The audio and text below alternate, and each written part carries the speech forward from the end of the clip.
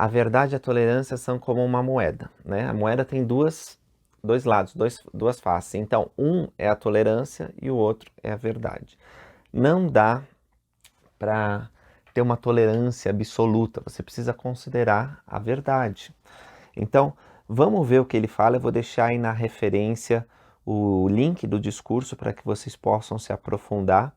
Ele diz o seguinte: o que é a verdade?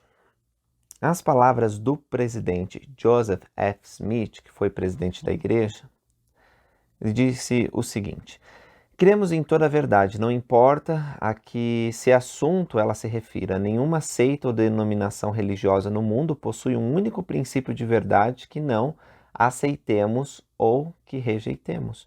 Estamos dispostos a receber toda a verdade, qualquer fonte que provenha, porque a verdade persistirá, a verdade resistirá. E o presidente Oaks continua dizendo: a existência e a natureza da verdade estão entre as questões fundamentais da vida mortal. Jesus disse ao governador romano Pilatos que ele tinha vindo ao mundo para prestar testemunho da verdade. E Pilatos zombou dele dizendo: o que é a verdade? Antes disso, o Salvador havia declarado: eu sou o caminho, a verdade e a vida. Em revelação moderna, ele afirmou: a verdade é o conhecimento das coisas como são, como foram e como serão. E aí ele diz que o relativismo moral tem infectado a mente de muitos jovens, né, de muitos adultos também. Tem sido um problema para a humanidade. Ele diz assim: persuadidos por essa filosofia do relativismo moral, ou seja, que não existe uma verdade absoluta, muitos da geração que se forma, jovens e jovens adultos, deixam-se levar por prazeres egoístas, tatuagens pagãs, piercings, linguagem profana, roupa sem recato, pornografia, desonestidade e degradante indulgência sexual. No tocante à crença fundamental do certo e do errado, há um alarmante contraste entre a geração mais velha e a mais nova. E ele cita uma pesquisa que foi feita 2 décadas atrás, dizendo que 79% dos adultos americanos acreditavam que havia diretrizes claras sobre o que é certo e o que é errado. Quer dizer, quase 80% acreditavam, tem o certo e tem o errado. Em contraste, uma pesquisa que foi feita recentemente entre os formandos universitários sugere que 3/4 deles acredita que a diferença entre certo e errado é relativa.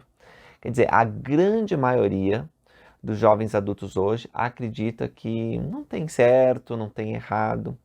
E não é isso que nós, santos últimos dias, acreditamos, e muitas outras religiões do mundo também. Esse é um dos motivos porque há tanto embate em volta do tema liberdade religiosa.